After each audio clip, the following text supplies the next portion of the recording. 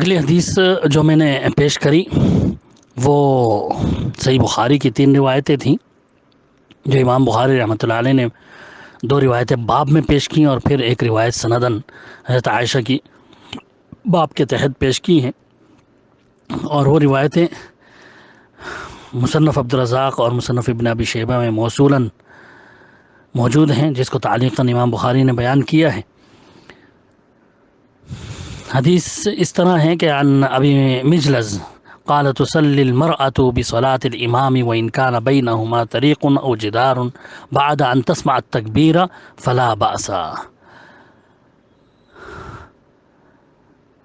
اور مصنف ابن ابی شیبہ کی روایت جو ہے وہ ہے عن ابی مجلس المرأة تصلي بينهما وبين الإمام حائط قال إذا كانت تسمع التكبير أجزأها ذلك۔ مصنف عبدالرزاق میں حدیث نمبر 4884 اور مصنف ابن ابی شیبہ میں 6160 نمبر حدیث ہے۔ ان روایتوں کو امام بخاری نے باب میں باندھا ہے، باب اذا کان بین الامام و بین القوم حائط او سترۃ، کہ باب جب کہ امام اور لوگوں کے درمیان کوئی دیوار یا پردہ حائل ہو تو کوئی حرج نہیں، کوئی قباحت نہیں، یعنی اقتداء کر سکتا ہے۔ پھر اپنے موقف میں انہوں نے انہی روایتوں کو پیش کیا دلیل کے طور پر۔ وقال الحسن لا بأس ان تصلی بینک وبینہ نہر، وقال ابو مجلز یأتم بالامام وان کان بینہما طریق او جدار اذا سمع التکبیر الامام۔ یعنی امام حسن بصری رحمۃ اللہ علیہ مشہور محدث تابعی، انہوں نے فرمایا کہ اگر امام کے اور تمہارے درمیان نہر بھی ہو جب بھی نماز پڑھنے میں کوئی حرج نہیں اس کی اقتداء میں۔ اور ابو مجلز مشہور تابعی ہیں، انہوں نے فرمایا کہ امام کی اقتداء کر سکتا ہے گو اس میں اور مقتدی کے درمیان راستہ یا دیوار وغیرہ حائل ہو جبکہ وہ امام کی تکبیر سن سکتا ہو۔ یعنی مفتی صاحب جو ہیں ان حدیثوں پر یہ کہتے ہیں کہ یعنی اجازت اس صورت میں ہے کہ جب اقتداء کرنے والا امام کی آواز بلا واسطہ سنتا ہو، یعنی بغیر کسی مکبر، بغیر کسی لاؤڈ اسپیکر وغیرہ کے خود امام کی آواز سنے، تب ہے یہ اجازت۔ اور ہمارے مسئلے میں صورت اس کے برعکس ہے کہ ہم جو ہے لاؤڈ اسپیکر کے ذریعے آواز سن رہے ہیں، پھر وہی مفتی صاحب ایک ہی چیز رٹ رہے ہیں بار بار۔ تو اس کا جواب تو میں پہلے ہی ان کے بڑے عالم عبید اللہ مبارک پوری کی زبانی دے چکا ہوں کہ اسپیکر میں بھی امام کی آواز ہی ہم سنتے ہیں۔ مفتی صاحب ذرا غور کر لیں، ان کے جو الفاظ ہیں علامہ عبید اللہ رحمانی مبارک پوری کے، آپ کو خاص طور سے اس جگہ پھر سنا دیتا ہوں، پھر دہرا دیتا ہوں کہ انہوں نے کہا ہے کہ اس آلے کا استعمال اس حیثیت سے مستحسن ہے کہ امام اور خطیب کے دور کے مقتدیوں اور حاضرین تک اپنی آواز پہنچانے کی کوشش میں گلا پھاڑ پھاڑ کر چیخنے اور تکلف و تصنع کرنے کی ضرورت نہیں پڑتی، کیونکہ اس کے ذریعے خطیب اور امام کی اصل آواز، انہوں نے لکھا ہے صدائے بازگشت اور نقل نہیں، اصل آواز بلا تکلف براہ راست دور کے تمام لوگوں تک پہنچ جاتی ہے۔ اس طرح بڑے بڑے اجتماع میں مقتدی اور حاضرین خطبہ کتنی دور کیوں نہ ہوں، امام و مقتدیوں کے درمیان افعال و حرکات، رکوع، سجود، قومہ، جلسہ وغیرہ میں اختلاف واقع نہیں ہوتا، بلکہ تمام مقتدیوں میں ترتیب و نظام قائم رہتا ہے۔ رکوع، سجود وغیرہ تمام افعال میں امام مقتدی کے درمیان آخر تک موافقت و مطابقت قائم رہتی ہے۔ کیا یہ کافی نہیں ہے مفتی صاحب کے لیے؟ پھر بھی یہیں پہ وہی اپنی عقلی کہ ہاں بھائی، حالانکہ امام بخاری نے تو کوئی ایسی اس کی وہ وضاحت نہیں کری، نہ کسی شارح نے اس کی وضاحت کری ہے کہ ہاں بھئی یہ براہ راست جب امام کی آواز سنے گا، بلا واسطہ آواز سنے گا، جب یہ ہے یہ اس طرح سے اقتداء کرنا۔ یہ صرف مفتی صاحب کی اپنی عقل کی اختراع ہے۔ امام بخاری رحمۃ اللہ علیہ اس باب اور آثار کے تحت جو حدیث لائے ہیں وہ حدیث بھی میں نے پیش کی تھی، جس طرح امام بخاری رحمۃ اللہ علیہ کے لیے یہ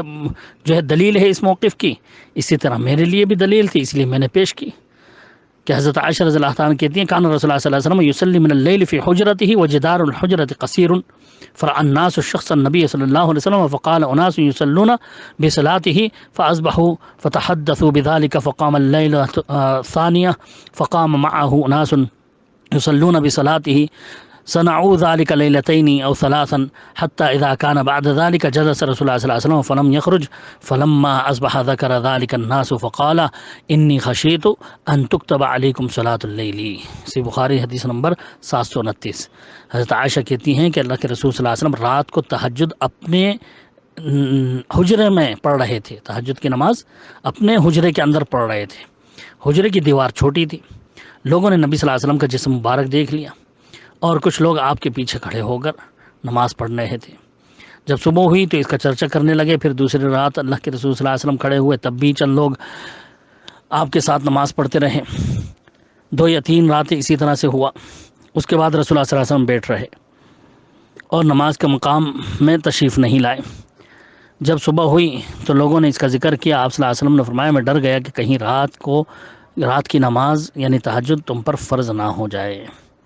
امام بخاری کی پیش کردہ اس موقف کی اس دلیل کو مفتی صاحب یہ کہتے ہوئے رد کر رہے ہیں کہ بخاری کی 2 احادیث کا بھی تذکرہ کیا جو دونوں ہی ان کے موقف کی تائید نہیں کرتی, کیونکہ جس حدیث میں حجرہ قصیرہ کا تذکرہ ہے یہ وہ خیمہ تھا جو حضرت عائشہ رضی اللہ تعالیٰ عنہ رسول اللہ صلی اللہ علیہ وسلم کے اعتکاف کے لیے مسجد میں لگاتی تھیں, جو مسئلہ مابین النزاع سے خارج ہے. مولوی صاحب کی پیش کردہ کوئی بھی دلیل اس مسئلے پر روشنی نہیں ڈالتی جو سوال میں پوچھا گیا ہے, کیونکہ سوال میں مسجد سے لاؤڈ اسپیکر کی آواز پر نماز پڑھنے کا مسئلہ پوچھا گیا ہے جس کا حل ان پیش کردہ روایات میں نہیں ہے. تو اس کا تفصیلی جواب تو میں پہلے ہی دے چکا ہوں اور آگے بھی انشاءاللہ اور وضاحت کر دوں گا میں کہ وہ اللہ کے رسول صلی اللہ علیہ وسلم کے تعلق سے جو یہ کہہ رہے ہیں کہ وہ مسجد کے اندر جو اعتکاف کے لیے خیمہ تھا اس کی دیوار تھی, یہ ان کا کہنا غلط ہے. میں انشاءاللہ آگے ثابت کروں گا. پہلے اپنے سامعین کو اس طرف توجہ دلانا چاہتا ہوں کہ ان کے تمام جوابات پر آپ غور کر جائیے. جو بھی دلیل ہم نے پیش کی ہے سب کا ایک ہی مختصر سے جواب دے رہے ہیں کہ یہ بھی ہمارے اس مسئلے کی دلیل نہیں, کیونکہ یا تو براہ راست بغیر کسی وسیلے کے یعنی لاؤڈ اسپیکر کے بغیر انہوں نے آواز سنی تھی, یا پھر عقلی و ظنی تعویلات کر کے یہ حدیث کہتے ہیں کہ یہ بھی مسئلہ مابین النزاع سے خارج ہے. یہ حدیث بھی اس مسئلے کی دلیل نہیں بنتی کیونکہ انہوں نے براہ راست بغیر کسی وسیلے کے آواز سنی تھی. یہی الفاظ بار بار ہر حدیث پر انہوں نے ہمارے یہ جواب دیا ہے اپنے فتوے میں, جس سے معلوم ہوتا ہے کہ یہ چاہتے ہیں کہ بالکل واضح طور پر ہم لاؤڈ اسپیکر کے الفاظ ان کو دکھائیں حدیث میں, جب یہ مانیں گے, ورنہ کوئی بھی حدیث اس مسئلے کی دلیل بن ہی نہیں سکتی. تو ان سے ادباً پھر میں یہی عرض کروں گا کہ ویسے تو اس تعلق سے بہت سے انہی کے علماء کے فتاوے میرے پاس موجود ہیں, لیکن آپ لاؤڈ اسپیکر کے جواز کے تعلق اور اس کو مکبر کے قائم مقام قرار دینے کے بارے میں جو آپ کے عالم علامہ عبید اللہ مبارک پوری کا فتویٰ ہے جو میں نے پیش کیا ہے شروع میں, اس کو بغور دوبارہ پڑھ لیں. جو اصول انہوں نے لاؤڈ اسپیکر کے جائز کہنے کے لیے بیان کیے ہیں وہی اصول یہاں پر بھی سامنے رکھ لیں. انہوں نے واضح لکھا ہے کہ اگر آج کے زمانے میں کوئی لاؤڈ اسپیکر کی واضح اور صراحتاً کوئی دلیل مانگے تو یہ خبط کے سوا یعنی پاگل پن کے سوا کچھ نہیں ہے. واضح انہوں نے کہا ہے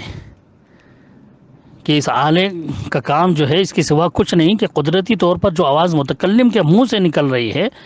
یہ آلہ اس آواز کو لے کر اور زیادہ بلند کر دیتا ہے اور دور تک پہنچا دیتا ہے. کئی جگہ انہوں نے اس چیز کی وضاحت کری جو شکوک و شبہات مفتی صاحب کو ہیں, بالکل اس کا جواب انہوں نے بار بار دیا ہے اپنے فتوے میں کہ مکبر کی تو پھر بھی جو ہے پریشانی ہوتی ہے کہ ہاں بھئی دیر پہنچتی ہے, جب امام رکوع سے سجدے کی طرف جانے لگتا ہے تو لوگ پیچھے والے رکوع سے اٹھ رہے ہوتے ہیں, جبکہ لاؤڈ اسپیکر کی آواز سے تو اس بالکل اور آسانی ہو گئی ہے. اب اس واضح فتوے کو اگر آپ دوبارہ دیکھیں اور اس پر غور کریں تو آپ کو واضح ہو جائے گا کہ مفتی صاحب جو ہیں جنہوں نے لاؤڈ اسپیکر کے جواب کا فتویٰ دیا ہے یہ کوئی ایسی چیز نہیں ہے جو شریعت جس کی اجازت ہی نہیں دیتی، یا شریعت سے جو ہے اس کا استعمال کا کوئی ثبوت ہی نہیں ہے۔ یہ ان چیزوں میں ہے جس کا جواز کی دلائل ملتی ہیں باقاعدہ کہ ایسی چیزیں استعمال کی جا سکتی ہیں، اس سے فائدہ اٹھایا جا سکتا ہے۔ اور جب یہ ثابت ہو گیا کہ لاؤڈ اسپیکر کی آواز سے امام کی آواز سن کر نماز پڑھنا جائز ہے، تو یہ بھی اسی سے آثار صحابہ سے بھی ثابت ہو گیا کہ امام کی آواز جہاں تک جائے گی وہاں تک امام کی اقتداء بھی صحیح ہوگی۔ اب جو اسپیکر کی آواز کو اقتداء کے لیے جائز نہیں قرار دیتا، اس کو چاہیے کہ مکبر کی آواز پر بھی امام کی اقتداء کو ناجائز قرار دے، نادرست قرار دے۔ اور جو مسجد کے باہر ملحق گھروں کے لیے تو اسپیکر کی آواز سے اقتداء جائز قرار دے، اور تھوڑے سے فاصلے پر یعنی محلے کے اندر آس پاس کے گھروں کو کے لیے وہ جائز قرار نہیں دے، تو اس کو بھی اس کے لیے دلیل دینی چاہیے کہ آخر صرف ملحق گھروں کے لیے ہی کیوں، دیگر آس پاس کے گھروں کے لیے کیوں نہیں جائز؟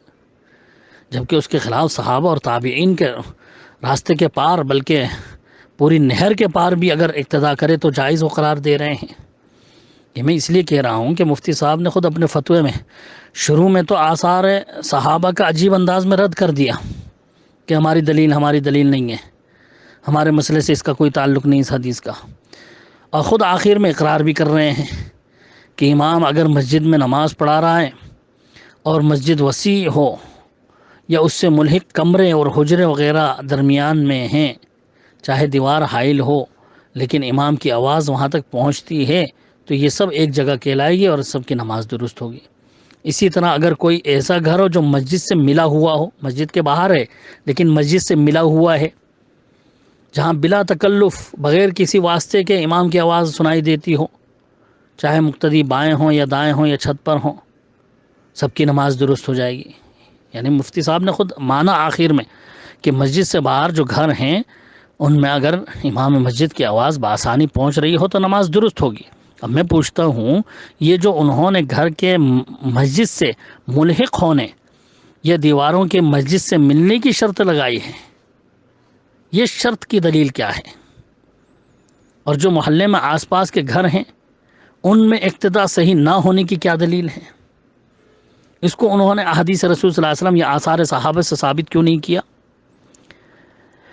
کیا یہ میری پیش کی ہوئی دلائل اور آثار صحابہ کے خلاف رائے قیاس پر مبنی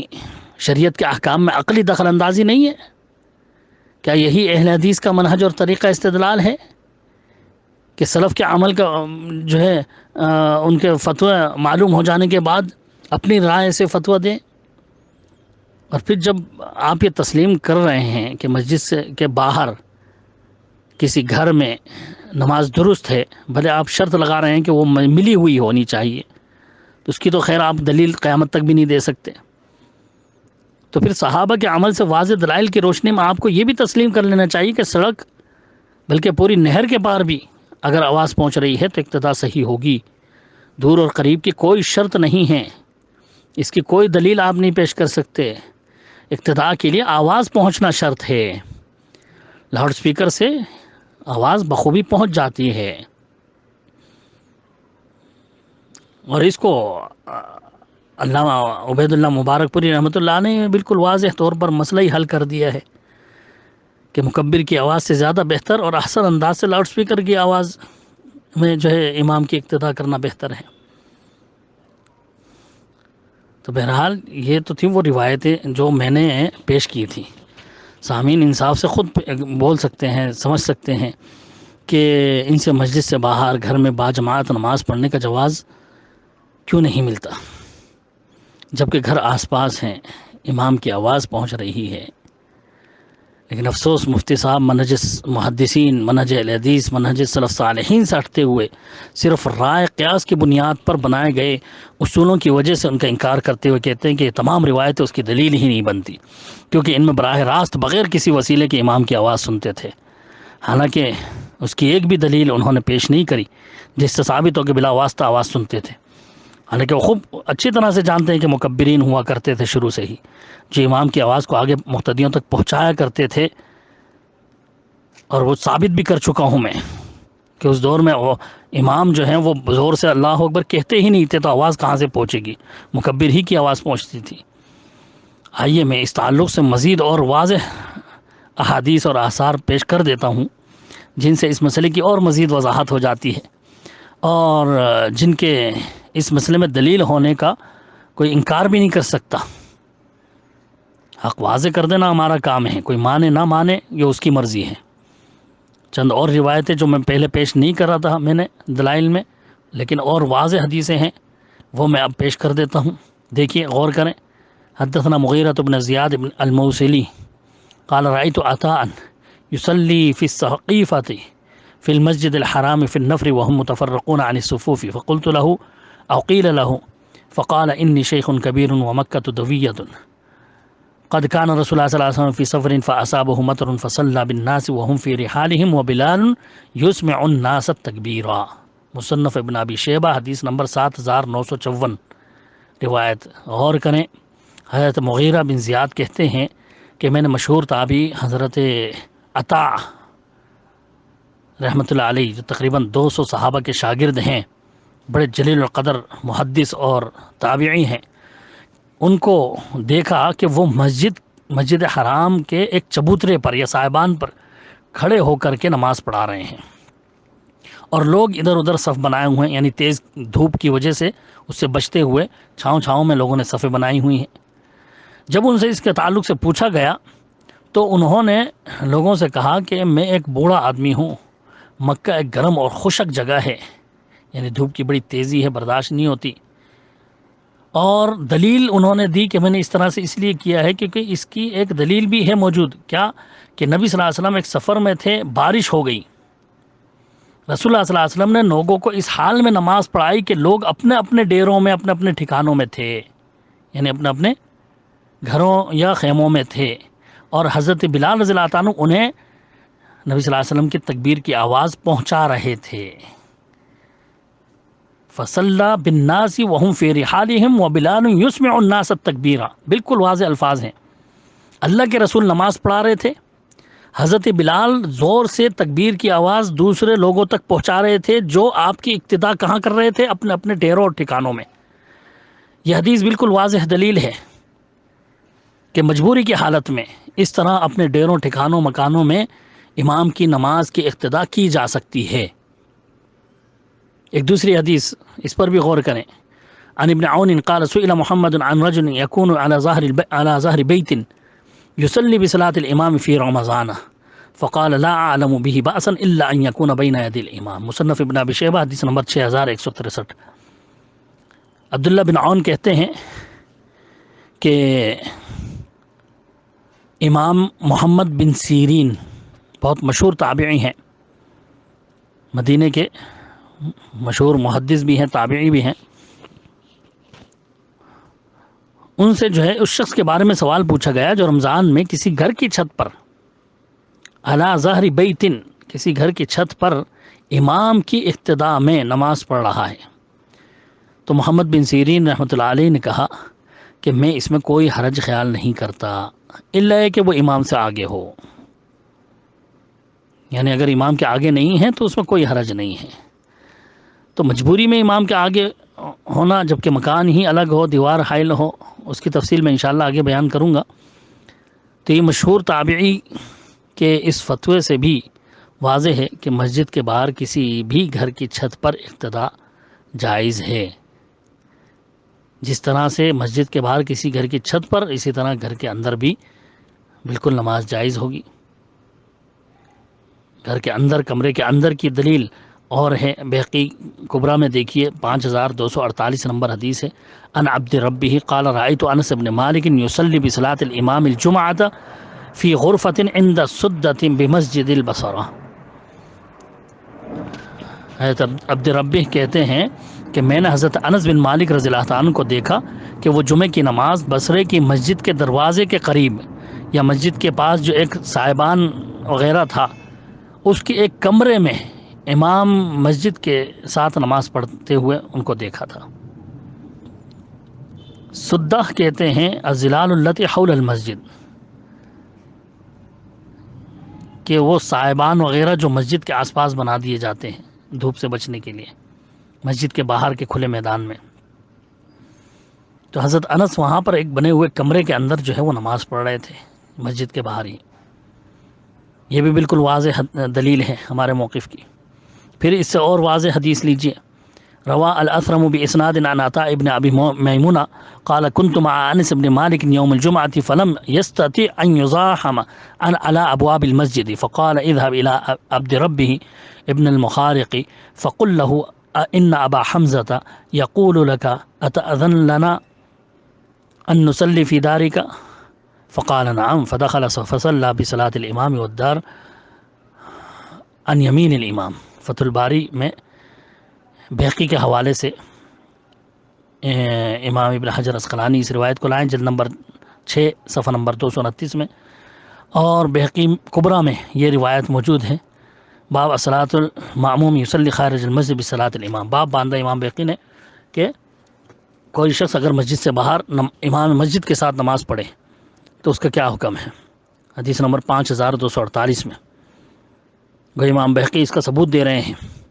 مسجد سے باہر کسی گھر میں امام مسجد کے ساتھ نماز پڑھنے کا, کہ حضرت عطا مشہور تابعی کہتے ہیں کہ میں انس بن مالک کے ساتھ جمعے کے دن موجود تھا. مسجد میں بھیڑ یا رش کی وجہ سے مسجد کے دروازے تک بھی ہم نہیں پہنچ پائے. تو آخر حضرت انس بن مالک نے مجھ سے کہا کہ جاؤ تم عبد الربہ بن مخارق کے گھر جاؤ اور ان سے کہو کہ ابو حمزہ یعنی انس کی کنیت ہے یہ, کہ انس آپ سے پوچھتے ہیں کہ کیا آپ ہمیں اپنے گھر میں نماز پڑھنے کی اجازت دیں گے. انہوں نے کہا ہاں ضرور. تو حضرت انس ان کے گھر میں داخل ہوئے اور امام مسجد کی نماز کے ساتھ باجماعت جمعے کی نماز ان کے گھر میں پڑھی, اور وہ گھر مسجد کے دائیں طرف تھا. یہ بھی بالکل واضح دلیل ہے اس پر کہ مسجد میں کسی بھی وجہ سے اگر نہیں جا سکے, داخل نہیں ہو پا رہے ہیں, تو گھر میں امام مسجد کی اقتداء میں نماز پڑھی جا سکتی ہے, جیسا کہ حضرت انس بن مالک رضی اللہ تعالیٰ نے عمل کیا کہ باقاعدہ اجازت لے کر کے ان کے گھر میں داخل ہوئے اور نماز پڑھی. امام احمد بن حنبل رحمۃ اللہ علیہ نے اسی حدیث کو مسجد سے باہر گھر میں نماز پڑھنے کی دلیل بنایا ہے, جیسے کہ علامہ ابن رجب اپنی فتح الباری شرح صحیح بخاری کے اندر لکھتے ہیں. پہلے اس حدیث کو پیش کیا اور پھر لکھتے ہیں وقد استدل احمد بالمروی عن انس فی هذا فی روایت حرب ورخص فی الصلاة فی الدار خارج المسجد وإن كان بينها وبين المسجد طريق ولم يشترط الإمام امام احمد لذلك رؤية الإمام ولا من خلفه وظاهره أنه اکتفى بسماع التکبیر. یعنی امام احمد بن حنبل رحمۃ اللہ علیہ امام المحدثین, انہوں نے حضرت انس کے اس عمل سے استدلال کرتے ہوئے مسجد سے باہر گھر کے اندر نماز پڑھنے کی اجازت دی ہے, اگرچہ اس گھر اور مسجد کے درمیان دیوار یا راستہ وغیرہ حائل ہو, اور امام احمد نے امام کو دیکھنے یا اس کے پیچھے ہونے کی کوئی شرط نہیں لگائی, اور ظاہر ہے کہ اس کے لیے انہوں نے صرف تکبیر کی آواز سننا کافی جانا. دیکھیں امام احمد بن حنبل رحمۃ اللہ علیہ اس حدیث انس سے استدلال کرتے ہوئے اسی چیز کا فتویٰ دے رہے ہیں جو ہمارا مسئلہ ہے. فتح الباری جلد نمبر 6 صفحہ نمبر 229 میں. اسی طرح سے التعلیق الکبیر فی مسائل خلافیہ بین الائمہ, علامہ ابو یعلا الفراء البغدادی 380 ہجری کے محدث ہیں, انہوں نے بھی امام احمد بن حنبل کے فتوے کو پیش کیا اور اسی طرح سے اس کی وضاحت کری ہے. اسی طرح فتح الباری میں ہے قال ابن حجر وروا سعید بن منصور باسناد صحیح عن الحسن فی الرجل یصلی خلف امام وهو فوق سطح یأتم به لا بأس بذلك. صحیح بخاری کی شرح میں فتح الباری میں بھی, اور العینی فی عمدۃ القاری جلد نمبر 5 صفحہ نمبر 226 میں لکھتے ہیں کہ مشہور تابعی امام حسن بصری سے ایسے شخص کے تعلق سے پوچھا گیا جو مسجد سے باہر امام کے ساتھ کسی چھت پر امام مسجد کی اقتداء کر رہا ہو, تو انہوں نے کہا کہ اس میں کوئی حرج نہیں ہے. امام حسن بصری کا فتویٰ پہلے بھی میں بیان کر چکا ہوں, صحیح بخاری میں گزر چکا ہے کہ اگر نہر کے پار بھی ہو تو بھی اس کی اقتدا صحیح ہوگی. یہاں انہوں نے کسی گھر کے چھت پر اگر ہے تو بھی اس کو صحیح قرار دیا ہے. اسی طرح سے تب قتادہ کہتے ہیں قال من لم يصلي يوم الجمعة في المسجد فلا جمعة له. قال معمر فإن اضطر فإن الحسن كان لا يرى بأسا أن يصليها في الطريق أو في فناء المسجد حيث ما اضطر من ضيق أو زحام فليصلي ركعتين. قال فنقول للحسن إنها أرواث الدواب فيقول يصلي. مصنف عبد الرزاق 5453 نمبر حدیث ہے. کہتے ہیں کہ جب ابو قتادہ نے کہا کہ جس نے مسجد کے اندر جمعہ نہیں پڑھا اس کا جمعہ نہیں، تو معمر مشہور تابعی وہ کہتے ہیں لیکن اگر مجبوری ہو تو پڑھ سکتا ہے، کیونکہ امام حسن بصری رحمۃ اللہ علیہ تو ایسی حالت میں راستے میں یا مسجد کے آس پاس کھلے میدان میں پڑھنے میں کوئی حرج نہیں جانتے تھے جبکہ مجبور ہو تنگی کی وجہ سے. کہتے ہیں کہ ہم نے حضرت حسن سے کہا کہ راستے میں تو جانوروں کی لید وغیرہ ہوتی ہے، کیا وہاں بھی نماز پڑھ لیں؟ کہا کہ کوئی بات نہیں، وہاں نماز پڑھ لو. یعنی جانور بھی عموماً وہی ہیں جو حلال جانور ہیں، بکریاں ہیں،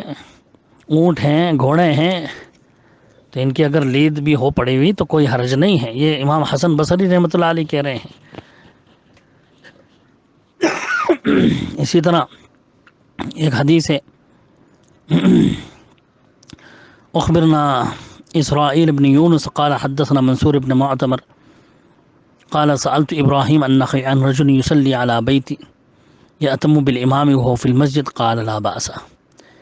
کہ ابراہیم نخعی رحمۃ اللہ علیہ مشہور تابعی سے اس شخص کے تعلق سے پوچھا گیا جو امام مسجد کی ابتدا میں گھر کے اندر نماز پڑھے، تو ابراہیم نخعی نے کہا کہ اس میں کوئی حرج نہیں ہے. اسی طرح عن نضر بن انس انه صلى في بيت الخياط يوم الجمعة في الرحبة التي تباع فيها القباب. امام ابن حزم رحمۃ اللہ علیہ نے المحلہ بالآثار میں جلد نمبر 3 صفحہ نمبر 287 میں یہ روایت لائے ہیں کہ حضرت انس بن مالک رضی اللہ عنہ کے بیٹے حضرت نضر بن انس رحمۃ اللہ علیہ مشہور تابعی ہیں. انہوں نے ایک درزی کے گھر میں جو مسجد کے باہر کھلی جگہ میں تھا جہاں خرید و فروخت ہوتی ہے اور اس پر قبے وغیرہ بنے ہوئے ہیں، امام مسجد کی اقتداء میں وہاں جمعہ پڑھا درزی کے گھر میں. تو یہ مشہور صحابی کے بیٹے تابعی وہ نماز پڑھ رہے ہیں اس طرح سے گھر کے اندر، درزی کے گھر کے اندر. نام بھی ہے کہ کس کا گھر تھا. اسی طرح عن حماد بن سلمہ عن ثابت البنانی قال جئت انا والحسن البصري يوم الجمعة والناس على الجدر والكنف فقلت له ابا سعيد اترجو لهؤلاء قال ارجو ان يكونوا في الاجر سواء. امام ابن حزم رحمۃ اللہ علیہ المحلہ کے اندر یہ لائے ہیں جلد نمبر 3 صفحہ نمبر 287 میں کہ حضرت ثابت بنانی کہتے ہیں کہ میں امام حسن بصری رحمۃ اللہ علیہ میں اور امام حسن بصری رحمۃ اللہ جمعہ کے دن تشریف لائے تو کیا دیکھتے ہیں کہ لوگ مسجد کے آس پاس کی دیواروں میں، چھجوں میں، مسجد کے کناروں میں باہر تک لوگ موجود ہیں، بھیڑ ہے، بہت جگہ ہی نہیں مل رہی لوگوں کو. تو میں نے امام حسن بصری رحمۃ اللہ علیہ سے کہا کہ ان کے لیے کچھ امید ہے، یعنی جمعہ کا ثواب ان کو ملے گا یہ جو مسجد سے باہر تک کھڑے ہوئے ہیں؟ تو امام حسن بصری رحمۃ اللہ نے کہا مجھے امید ہے کہ یہ سب مسجد والوں کے ساتھ اجر میں برابر کے شریک ہیں، یعنی اس میں کوئی شک نہیں ہے کہ یہ لوگ بھی اس اجر و ثواب میں برابر کے شریک ہیں، کیونکہ مجبوری کی وجہ سے مسجد کے اندر داخل نہیں ہو پا رہے ہیں. اسی طرح دوسری روایت عن ابن جریج قال اخبرني عمر بن عطاء ابن ابي الخوار النافع ابن جبير ارسله الى السائب ابن اخت نمر يساله عن شيء راى منه معاويه في صلاته فقال نعم صليت معه الجمعه في المقصوره فلما سلم الامام قمت. لمبی روایت ہے، ابو داؤد اور صحیح مسلم کی روایت ہے یہ، جس میں ہے کہ نافع بن جبیر نے ان کو نمر کے بھانجے صائب بن یزید کے پاس بھیجا یہ پوچھنے کے لیے کہ کیا بات تھی جو معاویہ نے ان سے نماز میں دیکھی تھی. تو انہوں نے کہا کہ میں نے معاویہ کے ساتھ ان کے مقصورہ میں جمعے کی نماز پڑھی. سلام کے بعد میں نے اپنی جگہ پر میں کھڑا ہوا اور نماز پڑھی. جب وہ اپنی منزل میں آئے تو مجھے بلوایا اور کہا کہ جو تم نے کیا ہے ایسے دوبارہ مت کرنا، جب تم جمعہ پڑھ لو تو اس سے اور دوسری کسی نماز یعنی نفل سنت وغیرہ اس کے ساتھ نہ ملا لینا یہاں تک کہ بات چیت کر لو یا وہاں سے ہٹ جاؤ، کیونکہ نبی صلی اللہ علیہ وسلم نے اس کا حکم دیا ہے کہ ایک نماز کو دوسری نماز کے ساتھ نہ ملایا جائے حتیٰ کہ کوئی بات کر لیں یا وہاں سے نکل جائے۔ تو اس حدیث سے معلوم ہوا کہ حضرت معاویہ رضی اللہ تعالیٰ نے جو مسجد کے اندر مقصورہ ایک بند کمرہ بنوایا ہوا تھا حفاظت کے لیے، حضرت علی اور حضرت معاویہ پر جو اس طرح سے جان لیوا حملے ہوئے تھے، ان حملوں ایسے حملے دوبارہ نہ ہوں اس سے بچنے کے لیے انہوں نے مسجد کے اندر ہی بند کمرے بنوا لیے تھے، اور ان کمروں کے اندر وہ نماز پڑھتے تھے اور لوگوں کو پڑھاتے بھی تھے، جبکہ لوگ کمرے سے باہر مسجد کے اندر اقتداء کر رہے ہوتے تھے، نہ امام کو دیکھ رہے ہوتے تھے، نہ صفیں متصل ہوتی، اور بیچ میں دیوار بھی حائل ہے، پھر بھی سب کی نماز ہو جاتی اور کوئی اعتراض کرنے والا نہیں تھا۔ یعنی صحابہ دیواریں حائل ہونے یا بند کمرے میں نماز پڑھنے میں کوئی حرج نہیں جانتے تھے،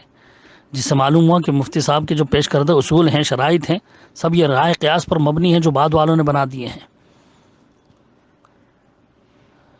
اس تعلق سے اور بھی ایک روایت ہے حضرت حسین بن عامر عن عامر بن زؤیب قال قیل لی ابن عباس اتصلی خلف هؤلاء فی المقصورہ قال نعم انہم یخشون ان نعجبہم۔ یہ بحقی کبریٰ کی روایت ہے کہ حضرت عبداللہ بن عباس رضی اللہ عنہ سے پوچھا گیا کہ آپ ان لوگوں کے پیچھے اس قرے میں، اس بالکل بند کمرے میں آپ نماز پڑھتے ہیں ان کے ساتھ؟ انہوں نے کہا ہاں بھائی کوئی حرج نہیں، یہ لوگ اصل میں ڈرتے ہیں کہ کہیں پھر تکلیف میں نہ پڑ جائے، کوئی حملہ نہ کر دے ان پر، اس لیے یہ لوگ جو ہے ڈرتے ہیں، انہوں نے کمرے بنوا لیے۔